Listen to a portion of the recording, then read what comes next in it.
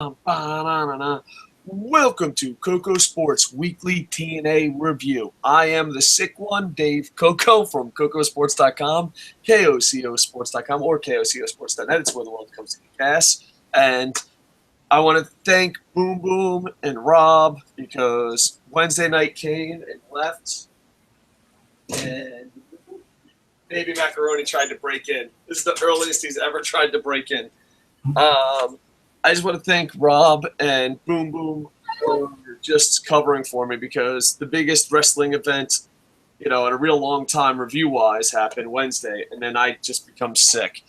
So my voice is shot, as you can probably tell. That's why I have my tag team partner, as always, the American Alucard. You can find him on social media with the THEE American Alucard. And as always, we ask win, loss, or tie. What did you think of it? American Alucard, what did you give it? Win, loss, or tie? Definitely a win. Very good, watchable show. I'm going to go with a win, but there were some things that drove me crazy.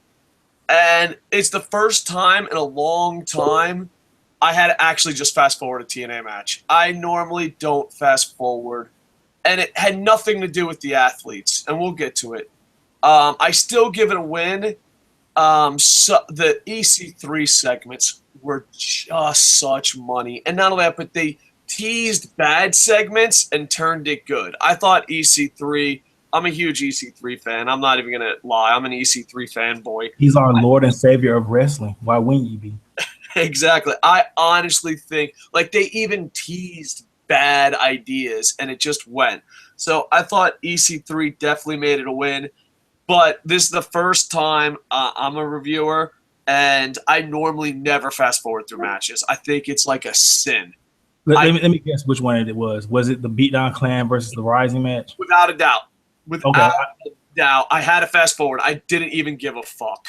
I love the Beatdown Clan, and as soon as Josh was like, "Well, this is so good versus bad," I'm like, "Dude, I'm done." It was the first time since moving to Destination America, first time maybe in a year that it wasn't a WWE Divas match, because sometimes I fast forward those. I'm not gonna lie to you. That I was like, dude, no, I had enough. I'm tapping the fuck out. No. And it's just the fucking booking. I give it a win. The only negative I have is that the good guys win way too often on Impact. Way too often. It's fucking ridiculous. But yep, the Beatdown Clan, you hit a home run. That was the only down part. It was the first time since they moved to Destination America, first time in a while, I was just like, dude, I'm done. I had to fast forward through it. I could not fucking sit through it.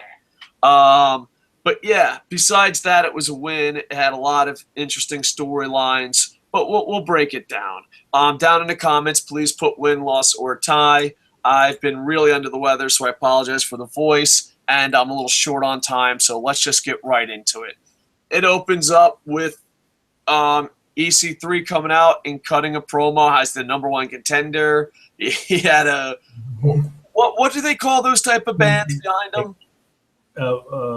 Acapella quintet or something like the barbershop quintet. We'll just call it barbershop. I'm not a music expert. For the sake of this conversation, we'll call it barbershop. They have a barbershop band sing his theme music. He comes out with two blonde-haired women and also Tyrus. And I enjoy him. It's just like, dude, he's such a fresh breath of fresh air. He gets it. You know what I mean? A lot of people, we have this big argument on this channel. Who's the better heel? Is it EC3 or is it Kevin Owens? And I think Kevin Owens is too awesome to be a heel. I think people love Kevin Owens too much for him to be the best heel. I honestly think EC3 is the best heel. I just absolutely love him. They teased Tyrus dancing, and I was like, oh, fuck, don't do this. But they didn't, so I was fucking completely happy.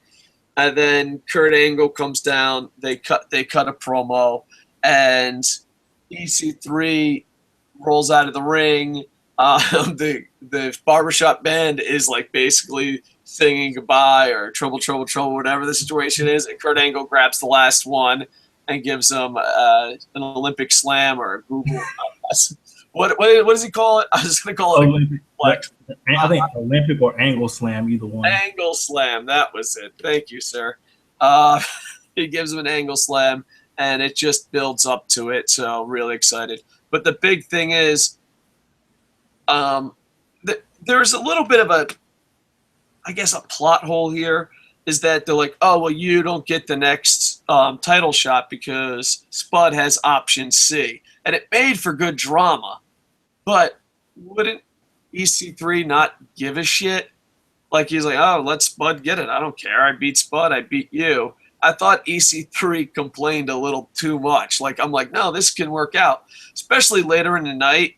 I guess we'll go a little out of order. Later in the night, Austin Aries cashes in, and EC3 is pissed off. And I'm like, how? Like, I don't know. Maybe I'm thinking too strategy here. All right, you have two guys that can go for the title at any time, and they're both cashing it in. You're still number one contender no matter who comes out of that, but you don't have Austin Aries' briefcase, and you don't have Spud's X Division title option C. How is this a bad thing, EC3? Come on, get your. They're trying to go with EC3. He wants to be the first guy. He doesn't want anybody interrupting him. He just keeps getting these roadblocks in his way to Kurt Angle. I guess that's what they're trying to go for. Gotcha. Andy Papp says, win. I enjoyed more than I hated. The only nitpick I have was the show with the James Storm, Mickie James segment. EC3 was pure gold, as usual. And poor Beatdown Clan. Yeah, it's got to the point where it's just ridiculous now. It really has got to that point. We will be going to live comments. You can hit us up on YouTube, Google, and Twitter. We'll try to get to them as quickly as possible. All right, let's head off to the next thing. Is there anything you want to add to the opening segment? The barbershop quintet singing the song, that was pretty funny, and them throwing subliminals at WWE, that was pretty good. Besides that, yeah, solid opening. And then a singles match, which has two former champions, a very interesting matchup. You had Lashley versus Eric Young, and I thought it was a great opening match. Lashley, I think Eric Young, besides his booking, is a really talented wrestler. I think Lashley's amazing at hiding his weaknesses, and I think it showed off there. Eric Young does lose because he's a heel, and this is TNA. I just wonder. I don't know if it's just to me, but I'd love to know the win-loss heel versus face ratio, because it has to be so ridiculously in favor of the faces. And the problem that I have with it is a lot of times the heels outnumber the faces. It's just, if the faces always win, ain't they the bad guys? You know what I mean? It's just. Well, and Eric Young's like, since he became a heel, he's had more wins than he's had losses. He's just now really suffered 2 back-to-back losses to Kurt Angle. And then you really can't. This is a loss for him, but it's a storyline loss because of Chris Melendez. He was about to, storyline-wise win this match. And his booking, I think Eric Young, he's the best heel in professional wrestling. The guy's like a psychopath. I disagree. I think EC3. And the reason why I think EC3, for one factor, as a fan, not once did I even consider Eric Young beating Angle for the title. Not once. Like, EC3, I believe he can beat Kurt Angle, like kayfabe storyline-wise. You know what I mean? Okay, okay. I still give the edge to EC3 because, like, we talked about this, like, I think last week or the week before in our TNA review, is that not once, like, if someone came up to me like, I'll give you $1 billion if you put that all on Eric Young, I would just put, no, I'm good. Like, not once did I even believe he had a shot at that title. Where EC3, on the other hand, I'm like, no, he has a legit shot at beating him. And plus, I'll be so heartbroken when he does. One thing, I am a veteran. I love charity. I threw John Cena under the bus, and I stand by those words. But a lot of times people use charity, or they use veterans especially, as PR type moves. They're like, oh yeah, we hire veterans. In reality, they don't. I'm looking at you, phone companies, especially one in particular. There's a phone company in North America that uses veterans in their ads and are absolutely horrible to veterans. And to me, I thought when Chris Melendez came out, he was just going to be a publicity stunt. I thought it was one and done. But the fact, that they put him in storylines, they're putting him in matches, they're building him up. I'm just happy that Chris Melendez. I don't know if he. I honestly don't know if he's going to make it. I don't know if he's going to make it to be a TNA star. I don't know, but I respect the fact that TNA is giving him the opportunity to become a star, where in the past, Chris Melendez would be used as just a PR move and then pushed away from the scene. You know what I mean? So I'm rooting for Chris Melendez. Just it's the veteran in me, but at the same time, if it doesn't work out, I have to give TNA credit. They didn't do it as a publicity stunt. They are really giving this veteran a chance to be a wrestler. So it'll be interesting to see where the Melendez Eric Young feud goes. I think it's going to be sink or swim for Chris Melendez in the Eric Young feud. If he can deliver some solid matches, or if they have more than one match, they're probably gonna have a match at Slammiversary. If he can deliver good matches with Eric Young, I think he has a shot to become a top mid-carder. I want to go as far as main eventer, not yet, but he has a legitimate shot to hold his place in TNA if he can hold his own against Eric Young. Yeah, and if he doesn't, still, congratulations, you got to live your dream, and it wasn't a publicity stunt. Like TNA, in my humble opinions, really giving him a chance to be a star, where other companies would be like, oh, okay, Veterans Day's over, get the fuck out of here, don't fucking talk to me. You know what I mean? Backstage, they go backstage often for Rockstar Spud, and he's just thinking about option C. I want to give TNA a Barry Horowitz. I gave WWE a Barry Horowitz, and people shit their pants, so it's time I give TNA a Barry Horowitz. Rockstar Spud said, I don't know, to an interview question. And you're like, why are you giving a Barry Horowitz to that? Because this is the first time ever in pro wrestling someone had the balls to say, I don't know, instead of, I'll tell you in the ring. Oh, my God. I don't know. You've been watching TNA. Dude, the Hogan era could have been a fucking drinking game. Every backstage interview, like, there would be 9 a night. Like, we're going backstage. What do you think about this? I'll tell you in the ring. Brother. Yeah, like, dude, I literally marked out for the littlest fucking thing. When he said, I don't know what I'm going to do, and it was a legit question, and it added to the story, and he didn't say he was going to tell you in the ring, I lost my shit. Like, I stood up and started clapping. I was like, bravo, bravo, just because the I'll tell you in the ring was fucking ridiculous at one time, especially during the Hogan era. So the fact that Rockstar Spud didn't say that, I fucking marked out. I felt like getting out, like, the little child poppers at parties, like, poosh, and like pouring the champagne. I'm like, he said he wasn't going to say it in the ring. So I don't know. Sometimes but you could feel that Spud was really at that crossroad when he told me that. He was like, I could be S Division champion, or I could face Kurt Angle, but it's fucking Kurt Angle. Like, you could tell, like, he really, it was some good acting from Spud, who was really on tonight. Well, last night. Josh is really good at play-by-play, horrible at being a heel. Horrible. It just seems fake. Stick with the play-by-play stuff, Josh. But Josh, the one thing I did enjoy about him tonight was him telling Spud not to cash in. I just thought that was hilarious. He was like, just don't cash in. Don't do it. You're not going to win. I don't know if he was being heelish on that one. I think he was just like being more realistic. I think Hope was being more of the heel commentator. He was just like, Spud, you look at you, and here's Kurt Angle, the one of the best professional wrestlers. Not saying they are a bad champion, but come on, it's he's more bigging up Kurt Angle than anything. And then the female Beatdown clan, aka fucking Y, just stop this, TNA. This is bad. You have a 2-on-1 match, but that doesn't matter because they're heels. All right, listen.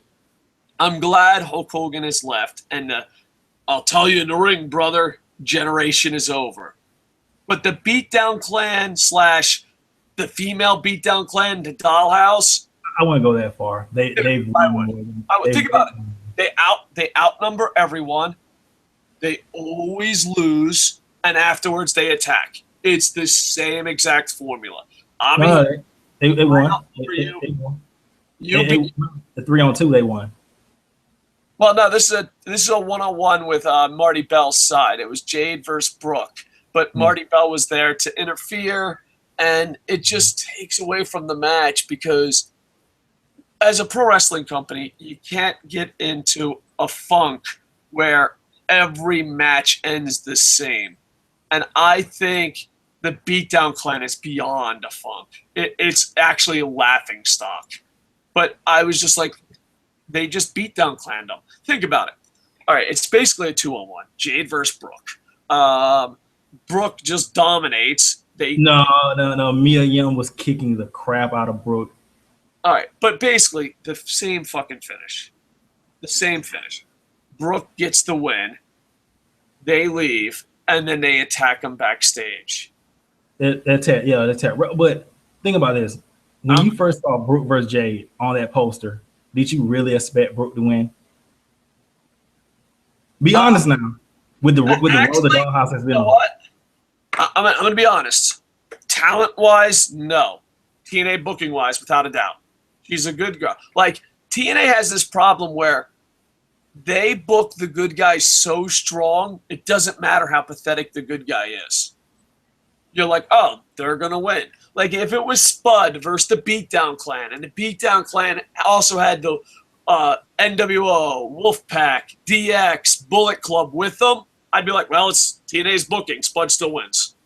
Spud wins, then all those guys attack him afterwards. And that's the problem. Once you've gone to the well one too many times, it's just like, yeah, talent-wise, there's no way Brooke should hang with Jade unless it's an ass contest. But it's not an ass contest. It's a pro wrestling contest. So there's no way. But they always win. And it's the problem with their faces are too strong. Now, to play devil's advocate here, to argue with myself, not so fast, Dave. Okay, Dave, what's your point? Maybe they're making the good guys so strong because EC3 beats Kurt Angle the first time go around. But I wouldn't bet on that either. But you know what I mean? Like maybe if the good guys are so strong on the undercard and then a heel beats Kurt Angle and then there's a coward heel on top. But once again, it's TNA. It's like, oh, you know, I booked pro wrestling and we went to a kids show. It was a charity show. It was a football team. It was a local football team. And I remember I had the book and I just showed up the matches. Didn't even fucking circle the winners. Didn't pick the winners. And they're like, all right, we know who we're going against. Who wins? And then in a big red marker, I put all bases win tonight. How I booked that show for those children is how TNA is booking Impact. And it's wrong. All right? You can do it once for a charity event, but you can't do it every week. And maybe EC3 beats Kurt Angle, but once again, I wouldn't bet on that. What did you think? I was kind of negative because of just the booking of it, but what did you think of the match? I thought it was a pretty good match. You got a whole match dominated by Jade, who was laying in some very stiff kicks to Brooke. And, you know, I think both people got protected in the match. You know, Jade being a part of the Dollhouse, they've been on, like, just such a dominant role, especially like last week where they just completely decimated Gail Kim.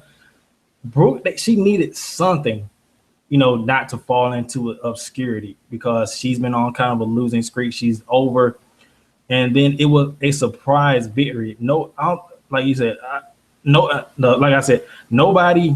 No, if you're just a casual fan and you saw Brooke versus Jade and you saw that on the poster, you think, yeah, Jay is gonna win. She's a part of the dollhouse.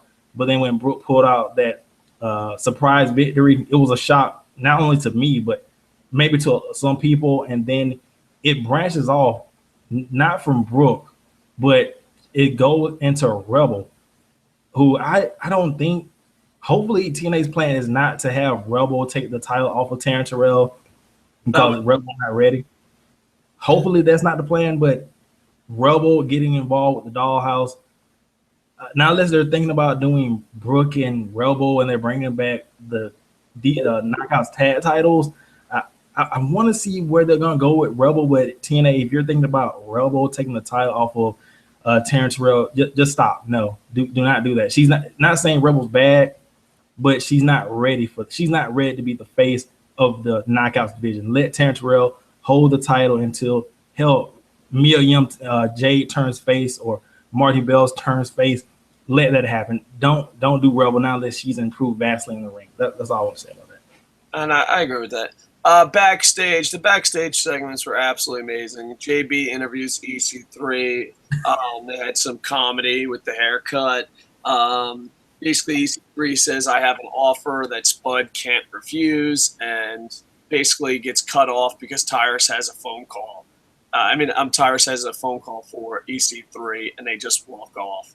And I thought, it's crazy because the backstage storylines I thought were the highlight, and then the in-ring booking I thought was bad. So it's kind of like a weird night for creative.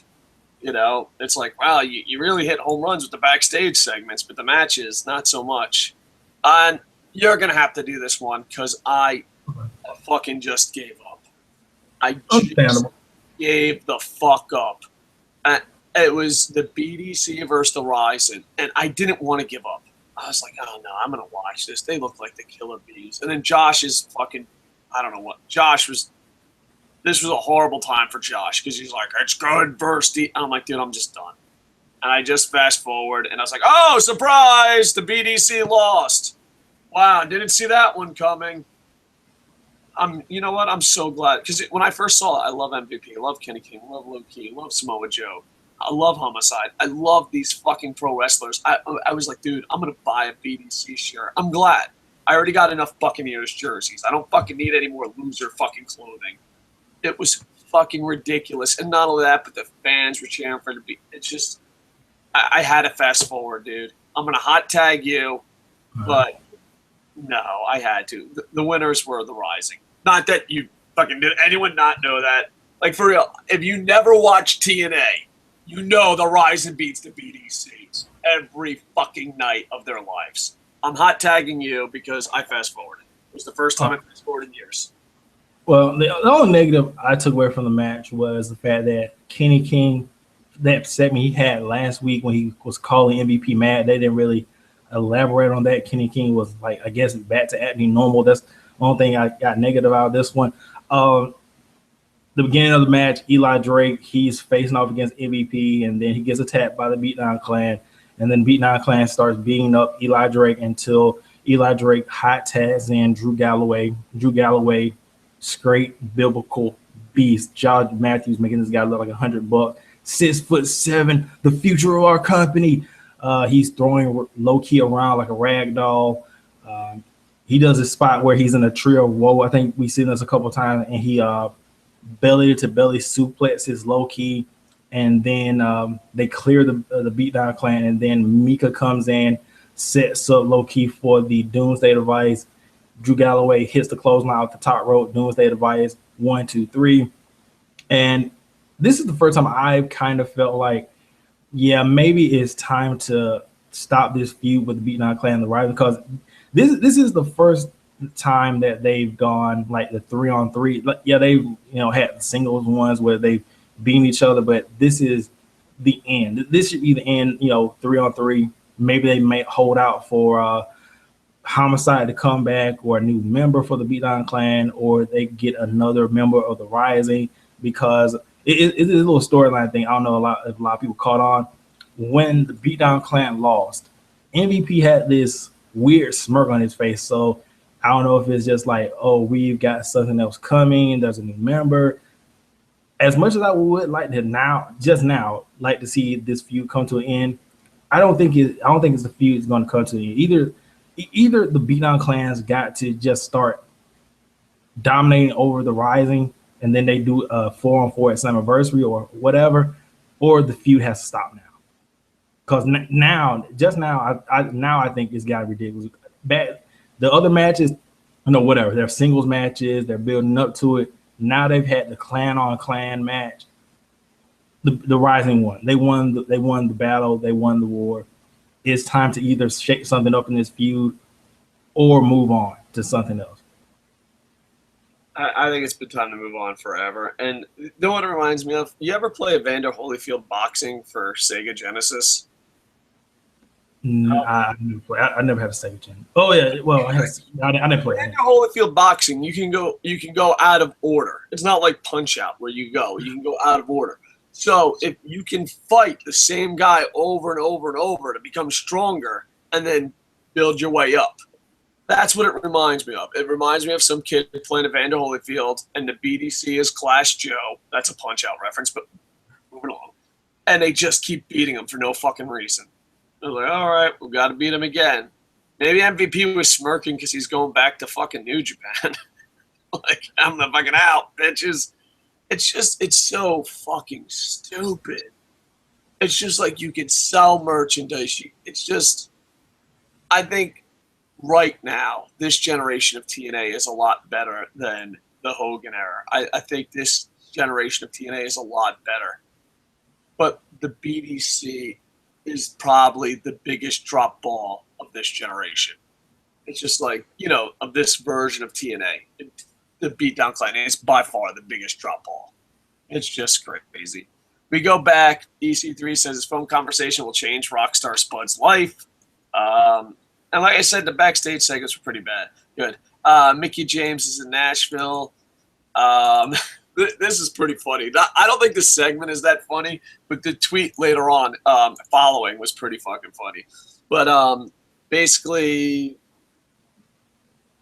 So Mickie James shows up to Nashville, and the place is pretty empty. And then I think James Storms beats her up. They did a very Hollywood style of these vignettes where in Hollywood they are really quick and then they come back to it. It had a really movie feel to it tonight. Not as much as Lucha Underground, but more usual than Impact. And that's why a lot of it's a little bit hard to review because you're like, oh, is this when James Storm showed up or was it later? But, basically she shows up to Nashville. The building's pretty empty. And then James Storm shows up to talk to her. We get to the ring. It's Spud's decision, and I fucking marked out for this big time. And the reason I marked out is because I, as a fan, was emotionally connected to Spud and EC3. I thought they were the perfect. Matter of fact, people online made fun of me because they thought I thought they were a gay couple and they should stick together. Their chemistry was just pure magic. Well, EC3 comes out and says, I can offer you the same job. And I, as a fan, I was on the edge of my seat. And I'm like, Spud, think about it. Go back to the family. You, EC3. I wanted so bad. Like, sometimes you get sucked up into it. A lot of times people on YouTube are like, you got to be the smartest guy in the room. But if you enjoy the product, sometimes you get sucked up in the moment.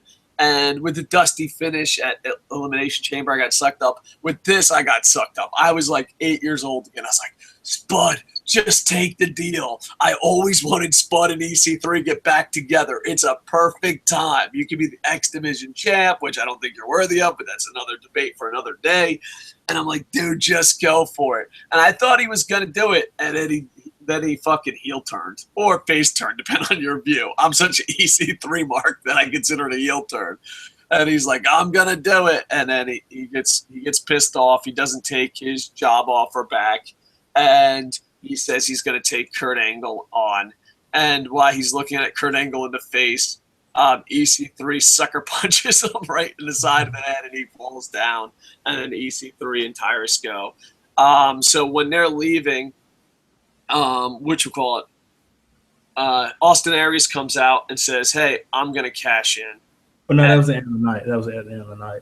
And let's see, yeah, everything's so chopped up. I But apologize. also, Austin Aries, he cut this promo where like Spud's in the back. And before he came out to do the option C, he's like, "Look, Spud, I'm not trying to manipulate you," which he is. Austin Aries is also one of the most obvious. He's the option. He's the edge thing. I forgot. I can't really pronounce it right now. But he says, "Spud, look, I've been on both sides. I created option C. I won option C, became world heavyweight champion, but I also lost. And it's a hard feeling to give everything away and be left with nothing. Just think about what you're doing." So I think that was the best person to give Spud a promo with, because the guy who's done everything with option C. Yeah. To me, I loved option C the first year. As it goes on, I think it just waters down the X Division title. Is it because the X Division isn't like, it doesn't really have like superstars like it used to? Is it that? I think so. It's just, if you watch TNA since the $10 days, the weekly Wednesday pay-per-views, the X Division means so much to you as a fan. The X Division, I think the only reason there is a TNA is because of the X Division. I think, it was so fun and exciting to watch. And what it's become is kind of like, it's really depressing, so hopefully it changes. I could understand that, because, if you look at the S Division, like next year, when they do have option C, who's really, not unless they, start applying to their own rules where anybody can go for the S Division title because it's no limits, and if they're just going by S Division, who's really going to, be a legit contender to whoever's holding the title? You got Jesse Goddard. No, he's not S Division. Kenny King in the S Division. Mandrews. Samuel Shaw, maybe. I think he's still S Division. He's still kind of athletic. Andy Pap says, "I hope Tiger Uno becomes the new X Division champion." But even him, like next year, could you see him like cashing in option C? No. I can see Dave Richards doing it. Dave Richards is a badass. I can see him as world heavyweight champion. I always thought that, like, if they had Christopher Daniels or AJ Styles, maybe one of the Wolves, obviously they don't have AJ anymore, Christopher Daniels, but I wish someone, not Spud, but someone that's respectable, like the Wolves, have one of the Wolves win it and be like, "No, I'm not doing option C. I'm going to prove," pull an Okada. Be like, I'm going to prove that this is the best title. And it would be interesting. It would help the X Division a lot. Because A, one of the Wolves carrying the title, I think, is worthy of the title. And two, someone has to step up and be like, "No, this fucking title's more important than your title."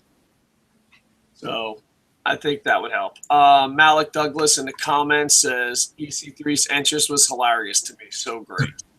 Yeah, I absolutely loved it. At first, I was like, "What the fuck is going on?" And then I heard trouble, trouble, trouble, trouble. I was like, "This is the greatest fucking thing my eyes have ever seen." Trouble. All right. Next, backstage, Dirty Heels mentioned they're 0-2 against the Wolves. Aries says they need to do whatever it takes, so he's pumping them up. He's trying to get old Bobby Roode back. I told you he's the only one that didn't fit in this thing. Yeah. Mickie in Nashville, he basically, Storm is there now, and he's basically saying, "I could take care of your son. Why don't you come with me, join the revolution?" And Mickey's like, "Whoa, whoa, whoa, you're joking, right?" And Mickie declines, saying, "I'm not going to leave my husband. Donovan is her and, Magnus's son." And she's offended. Storm apologizes and says, "Let me walk you out. There's a lot of crazies." And then that leads to round 3, best of 5 series, Dirty Heels versus the Wolves. I really enjoyed this match. I just have one nitpick. I thought this was match of the night. I think, these 4 wrestlers are absolutely amazing. I think that they're some of the best in the business. Not even best in TNA. Some of the best in the business today. I thought the match was amazing. I just thought the Wolves at times, why wouldn't they were doing stuff where, why wouldn't they do it? Like, example, when they're going for a pin, the one Wolf doesn't block the entrance, so that breaks up the pin. there's another one where one wolf gets pushed down, and then you have another wolf, and he's like, I'm just going to come down by myself. Like, no, you could still hit the move. You could still hit the move. I just thought there was, like, the wolves, like, seemed out of place at certain times. And obviously, you know, A, that gives away, like, oh, the wolves are not going to win. And B, it's kind of like, what the fuck are you guys doing? Like, why did the second guy not just jump down for no reason? He's like, all right, my friend was pushed. I'm not going to win the match. And the second one is like, why aren't you blocking the entrance? So the Wolves were out of place, I think, 2 or 3 times during this match. With that said, absolutely amazing match. The finish is more storyline than action. Austin Aries distracts the ref, throws in the chair. Bobby Roode says, I don't want to do it because he's a good guy. The Wolves start beating him up a little bit. He's like, fuck that shit, grabs a chair, and it looks like the Dirty Heels are back in business, and they're not swept. So the Dirty Heels win the best-of-5 series. It looks like Bobby Roode is going back to his heel ways, which I think Bobby Roode is the best talent TNA has. I honestly do. Like, you know, you always hear stuff, you know, oh, which guys would WWE steal? And if WWE doesn't steal Bobby Roode, or any company doesn't steal Bobby Roode, they're fucking stupid. Bobby Roode is the total fucking package, heel or face. But it looks like he's going to turn heel. The Wolves still lead 2-1, but I think it was match of the night. It was just sometimes the Wolves were like out of position so badly that it was kind of awkward. But besides that, match of the night. What did you think of Dirty Heels versus the Wolves? Yeah, like I said, one of the, if not the best match, I'm not going. Well, yeah, best match of the week so far, even including the WWE Elimination Chamber Tag Team pay-per-view match. I didn't really notice, like, I'm not saying the Wolves thing didn't happen. Maybe I wasn't looking that close, or I can't remember, but a lot of good spots in here. I especially like when Eddie Edwards was going for the backpack stunner, and then Austin Aries comes in and just completely wrecks him with that running drop kick. Then they get the spine buster into the 450, and then you see the frustration when Edwards kicks out, and then Aries just hits that thing, and then he does, you know, the heel turn and everything like that. Just a great match with a great storyline. You know, it's a storyline that, you know, they don't really give, you know, what I say, like mic time to. It's a storyline that develops in the ring. That's what makes it so great too. Yeah, and I think this is one of the best of fives I've seen in a real long time. Then we go back to Mickie James at Nashville. This is so cheesy and so fun that I don't know. Like, there's a part of me that's like, I should hate this, but it's so ridiculous that I'm enjoying it. I don't know if that makes me hypocritical, but they have security camera footage of James Storm, Mickie James walking down a platform besides a train. I'm sorry. It's so awesome and so funny at the same time. And Storm goes, hey, is your phone ringing? And she goes, no. I'm like, yeah, I think it's ringing. And she pulls it out. Look, it's not ringing. And he grabs the phone and, like, hip checks her. We don't know how far the drop is, but James Storm goes, oh, that's a far drop. And then he calls Magnus and says Mickie won't be coming home for dinner. And it's a train station. So as he's walking away, you hear a train. And I was just like, this is so ridiculous in a good way. And what adds to the ridiculous, and I don't know how true this is or not, but according to James Storm's Twitter, policemen went to his house to question him about it, but he said they had a good sense of humor. And I'm just like, I don't know. It brought joy to my heart. I could see why people would hate this, though. But me personally, it brought joy to my heart. And I don't know if that makes me a bad person. But well, to be fair, James Storm is a cult leader. You know, cult leaders, they're known for killing people. So, you know, I don't know what people are getting upset about. And TNA, they kind of damage control the situation by saying on their thing that Mickie James only suffered a concussion. Maybe it should have been more, and they didn't really show the drop. But, you know, a concussion. So I don't know. She shouldn't be on TV next week, though. It should be like 2 weeks or so before she's on television. Here's the thing. Like, I remember maybe there would be like one, oh my God, did they die moment? There would be like one maybe every 10 years in pro wrestling. This week, Lucha Underground, TNA, this week, like everyone's dying off. It feels like it's an HBO television special.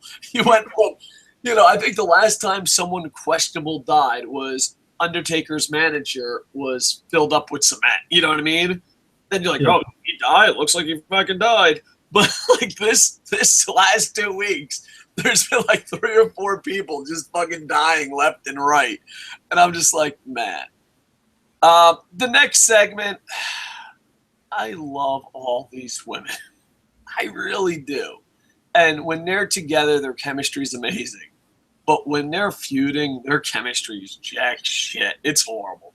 Madison gets frustrated. She cuts a promo how it's hard to get over in TNA as a woman, and that Velvet Sky just comes down. She knows she's there, calling out her punk card, kind of breaking the fourth wall a little bit, kind of breaking kayfabe.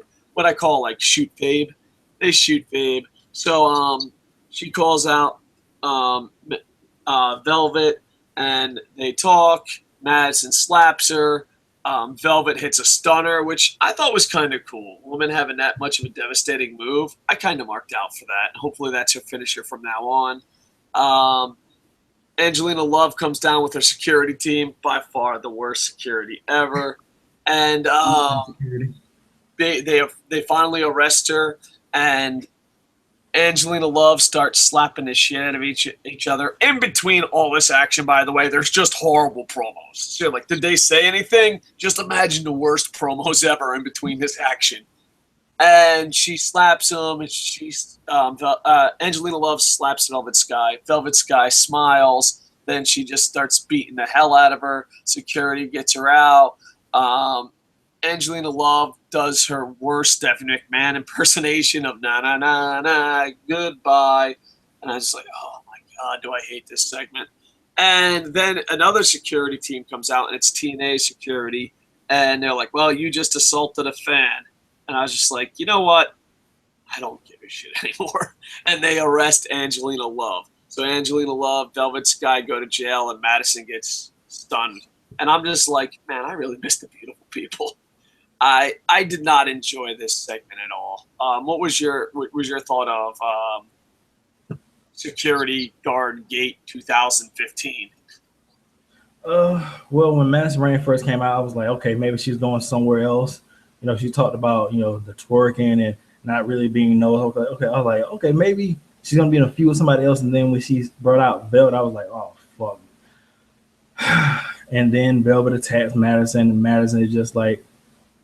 Madison Rain's too good to be the throwaway in this whole feud between Velvet and Angelina Love. I'm a huge Madison Rain fanboy. She perhaps one of the best in the Knockouts division overall. But anyway, that whole thing, Velvet Sky being a badass now and then, like, I don't really care. I'm not saying they won't have a good match. Well, hopefully Angelina Love will carry Velvet Sky to a good match, or maybe Bully Ray's improve Velvet Sky's in-ring skills. But until I see the match, I kind of don't care. Gotcha.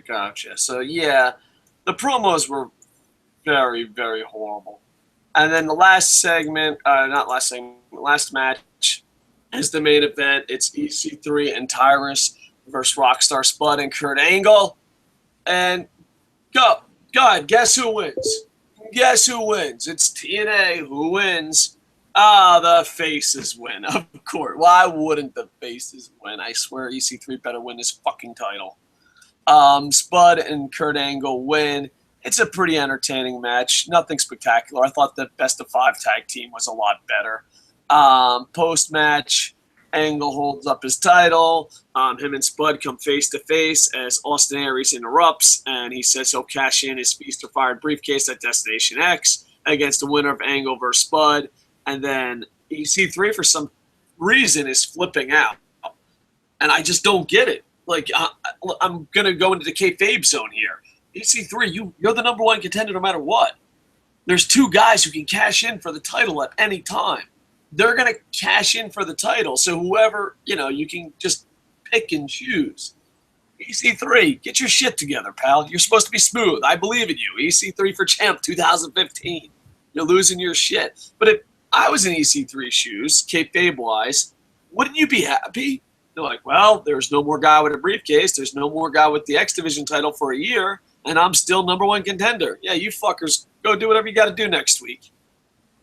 I don't know. That was just me. What was your thought of the main event and Austin Aries cashing in? Pretty solid main event. Spud gets the victory thanks to Angle hitting the Olympic Slam on Tyrus. I guess they're gonna have to make Spud look strong. The only problem I have with Spud cashing in, it's not his size. I'm a big Spud fan. Guy's very entertaining on the mic, can wrestle a better than people give him credit for. It's the fact that they hot potatoed the title right before Destination X. Like Spud, he should have. Let me see. He should have, when he won the title in Britain or whatever, he should have had matches every week, building up his credibility. You know what I'm saying? Instead of not having a title match, and then when he does have a title match, he loses to Kenny King, and then the title gets not defended by Kenny King, and then he gets hot potato right back to Spud. That's the only problem I have with this. Besides that, Spud, EC3, not Spud and Angle should have a good match. Aries cashing in at the end. Spud, EC3 got. Aries got what he wanted. He manipulated Spud into, I guess, taking it, and then he's going to take Spud's spot or whatever. No. It's kind of weird that he would announce that he's cashing in, but he's supposed to be the ultimate opportunist. Wouldn't he wait until like at the end to cash in on either Spud or Angle? And then EC3 complaining about that. I'm indifferent to that because EC3, he's supposed to be like, I get my way all the time. I'm the 1%er. It should be my way. I don't really know what to say about that one. It go either way. EC3's pointing off well. It's weird because I thought the backstage segments were booked great, and then I thought the in-ring segments were booked horribly. Like, it's such a weird dynamic. Is someone different booking the backstage segments instead of the in-stage segments? EC3 Spud, I thought, were money all night. There was a couple kayfabe questions, especially with Austin Aries and EC3. And I like the fact that it's not a three-way. He's just getting the winner. So I also kind of like that. The American a la carte, we got to cut this bad boy short, so I'm going to read a couple comments. But before I read those comments, please tell me what Take 7. I'm really losing my voice. I apologize, folks. Tell the Internet Infantry what they can do for you, sir. You can find me on YouTube, THEE American a la carte. I do gameplay, wrestling, of course, indie wrestling, Joshi wrestling. If you like a variety of wrestling and you just aren't stuck in the bubble, come over to the channel and I may open up your mind to some other people you don't know about. So yeah. You sound like James Storm on that pitch. Join the American a la carte. All right. Yeah, definitely check him out. The American a la carte always helps us out, and we call him Mr. TNA around here. Malik Douglas says, it's really sad that James Storm has been doing Bray Wyatt's gimmick better than Bray has. Well, I think American a la carte just did his gimmick better, too. I want to say James Storm is doing Bray Wyatt's gimmick. I think James Storm can do anything. I really do. I'm very high on James Storm as far as his character goes. Because you put anyone else in charge of Revolution, that's garbage. It's just garbage. But he pulls it off. I Am Mikey says, I agree 100%. X Division made TNA make an impact. I remember being 13, 14, watching the $10 pay-per-views on NWA TNA. Till this day, I still think without the X Division, TNA would not get as far. They really need to step it up and add some fresh X Division talent. I kind of agree with that. Man, I'm old. Like 13, 14, watching $10 pay-per-views. I think I was still getting Social Security back then. I'm just kidding. And Adrian Carminetti, I apologize if I mispronounced that. Cool show. It gets a win. Time for an off-topic question. No problem. I can only get one pay-per-view. Which one do you think I should get? ROH Best in the World or TNA Slammiversary? I think 13. It's 13, right? Yeah. You got to wait till the cards come out because I would definitely wait till the cards come out, and that's a great point. American a la carte. See what the cards are. I mean, you might get EC3 versus Kurt Angle. You might ROH might get Samoa Joe. So a lot of it has to go off the cards. Erasing that as of right now. I said this when I ranked our I did a Stump the Idiot, I think, on Tuesday before I got sick. It was a really short one where I said just rank the Wednesday night shows. And one of the things that I said about it is I think TNA makes better television than Ring of Honor. But I think Ring of Honor has better pay-per-views than TNA does. So if you're going off just reputation alone, I would go Best in the World, but I still think Impact is better than ROH TV. So it's a weird situation how I see ROH and Impact. But like American a la carte said, I would wait to see the card because ROH and TNA have both had super stack cards and they both had stinkers. But if you're just going off brand names alone, I would go ROH because usually ROH pay-per-views are better than Impact pay-per-views at TNA pay-per-views, but I also think Impact show is better than ROH. And I know you're supposed to pick a side. I know it's making a lot of TNA and ROH fans mad, but that's just my opinion. Well, who do you want to win the X Division Championship next week? Because they're having that also. Well, Andy Pap said Tiger Uno. I don't know, man. I don't know. I mean, I'd love to see one of the Wolves win it, but they're kind of busy. You know what I mean? Let me see if I can find the Impact roster real quick. Crazy. I'm pulling for Crazy Steve, even though I know you. I'm not a big fan of Crazy Steve. I know you are. I know a lot of people are. I still don't see. Let me see. Boop, boop, boop, boop, boop. Yeah, man. Homicide is he's on the roster. Is he there? Yeah, I don't know if he's going to be in the match. The only match they've announced so far is Zima Ion versus Mandrews versus T-Rex Uno for the first qualifying match. They're going to have like 3, and then they're going to have the last match either next week or the week after that to crown a new X Division champion. Yeah. The alumni section looks so much better for the X Division than their actual roster. Joey Ryan. By the way, Bacon holding the tag titles and the X Division. What a beast. Bacon is the greatest MMA fighter, pro wrestler ever. I'm looking at Jay Bradley in the alumni section. He's recently come back to OVW. I got to watch some of his work. I think that's another guy that TNA needs to bring in as a young, fresh guy, Jay Bradley. I don't know spoilers, but if I have to go off the roster, I'm going to say Kenny King. I don't think he should have ever lost it, but that's just me. I'm going Kenny King. And like I said, we're a very anti-spoiler show, so if it does happen to be Kenny King, don't be like, you fucking read the spoilers. But yeah, Kenny King would be nice. But maybe there'll be a new guy. I think a new guy, like, because here's the thing. If I was TNA, and I think this is already recorded, so I don't think, this is going on deaf ears. If I was TNA, right now, NXT, even though I think TNA has better TV shows than NXT, NXT just is stealing the top talent around the world every fucking month. You know what I'm saying? I would try to find someone that's a top indie international talent and bring them in to win it, to like kind of rebuild it. Like that. That's what I would do. But I don't see TNA being that type of company, so I'm going to say Kenny King. But it would be nice, I have to say Petey Williams for Rob. I don't know why. Rob wants Petey Williams.